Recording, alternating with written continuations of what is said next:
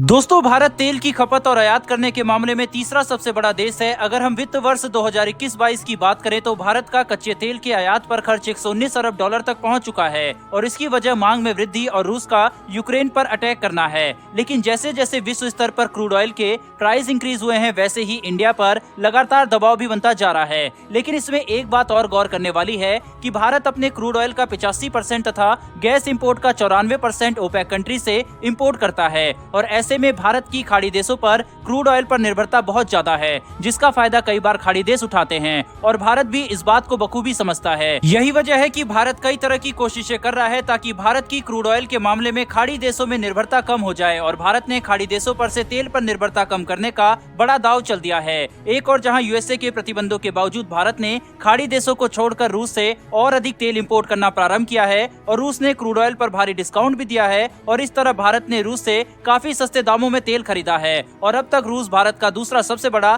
तेल आपूर्तिकर्ता देश भी बन चुका है। और अगर हम ओपेक कंट्रीज की बात करें तो ओपेक 14 प्रमुख तेल उत्पादक देशों का एक संगठन है जो एक साथ दुनिया के कच्चे तेल का लगभग 40% उत्पादन करता है। रूस और यूक्रेन युद्ध के बाद हमने देखा है कि क्रूड ऑयल के प्राइस में लगातार वृद्धि देखने को मिली है, क्योंकि रशिया भी कच्चे तेल का एक बड़ा भाग उत्पादित करता है। लेकिन पश्चिमी देशों द्वारा रूस पर प्रतिबंध लगाने के कारण रूस तेल को एक्सपोर्ट नहीं कर पा रहा। तेल का उत्पादन करने वाला एक और बड़ा देश है ईरान, लेकिन भारत द्वारा साल 2019 के मध्य से ईरान से तेल इंपोर्ट्स बंद है। हालांकि अब इस पर दोबारा बातचीत शुरू हो चुकी है, लेकिन इसका कारण था अमेरिका द्वारा ईरान पर लगाए गए प्रतिबंध। दरअसल पूर्व अमेरिकी राष्ट्रपति डोनाल्ड ट्रंप ने साल 2018 में ईरान के साथ ऐतिहासिक परमाणु डील को खत्म कर दिया था। ये डील ओबामा प्रशासन के समय साल 2015 में हुई थी। इसके बाद ईरान पर कई प्रतिबंध लगा दिए गए थे और ईरान से तेल आयात कम होता चला गया। लेकिन जब रूस और यूक्रेन का युद्ध हुआ तब ये उम्मीद जताई जा रही थी कि बाइडेन प्रशासन पहले ईरान से तेल को लेकर प्रतिबंध हटाएगा और फिर रूस पर सैंक्शन इम्पोज करेगा, लेकिन ऐसा नहीं हुआ और रूस और ईरान दो देशों पर प्रतिबंध के कारण तेल के दाम आसमान छू रहे हैं। 17 फरवरी 2022 को 90.81 अमेरिकी डॉलर प्रति बैरल तेल का दाम था। क्रूड ऑयल के दामों में अचानक से वृद्धि हुई और 8 मार्च 2022 को 129.8 अमेरिकी डॉलर प्रति बैरल क्रूड ऑयल के दाम पहुंच गए। और ऐसा नहीं है कि भारत ने खाड़ी देशों से अपने क्रूड ऑयल के इम्पोर्ट को कम किया है। दरअसल एक डाटा के मुताबिक साल 2021 के अंत तक भारत ने क्रूड ऑयल 15 साल के न्यूनतम स्तर पर खरीदा। भारत ने ओपेक कंट्रीज से तेल आयात लगभग 4% तक कम कर दिया था।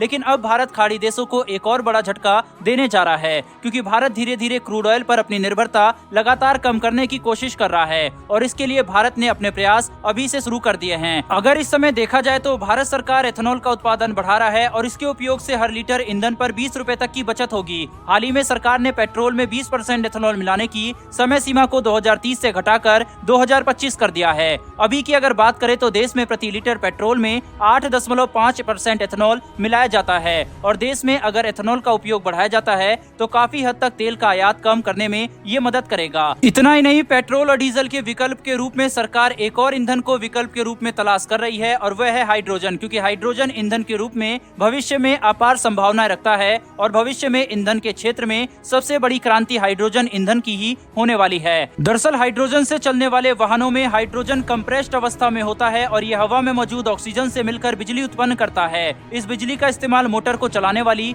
बैटरी को चार्ज करने में किया जाता है। वहीं देश के केंद्रीय मंत्री नितिन गडकरी जी ने हाइड्रोजन ईंधन को प्रमोट कर रहे हैं, क्योंकि कुछ समय पहले ही नितिन गडकरी ने एक ऐसी कार की झलक भी दिखाई थी जो कि भविष्य की कार मानी जा रही है। ये हाइड्रोजन कार ग्रीन हाइड्रोजन से चलती है। यह टोयोटो कंपनी की कार है जिसका नाम मिराई है। मिराई एक जापानी शब्द है जिसका मतलब भविष्य होता है। भारत बड़ी मात्रा में पेट्रोल डीजल का आयात करता है और ये ईंधन महंगे होने के साथ साथ प्रदूषण भी करते हैं। लेकिन ग्रीन हाइड्रोजन काफी सस्ती गैस है और इसमें प्रति किलोमीटर सिर्फ 2 रुपए का खर्च आएगा। वहीं पर इस कंपनी का दावा यह भी है कि इसमें सिर्फ 5 मिनट के अंदर ईंधन भरा जा सकता है और ये एक बार में 646 किलोमीटर तक की दूरी तय कर सकती है। वहीं अगर हम हाइड्रोजन कार को इलेक्ट्रिक कार से कंपेयर करें तो इलेक्ट्रिक कार एक बार चार्ज करने में काफी समय ले लेती है और साथ ही इसकी रेंज भी कम होती है। हालांकि अभी फिलहाल इलेक्ट्रिक कारों को सरकार सबसे ज्यादा प्रमोट कर रही है, क्योंकि कंपनी इनको चार्जिंग टाइम्स को कम करके इसकी रेंज को बढ़ाने में लगे हुए हैं और सरकार इसकी खरीद पर अलग अलग राज्यों में सब्सिडी भी दे रही है। और इसके अलावा भारत विंड एनर्जी और सोलर एनर्जी पर भी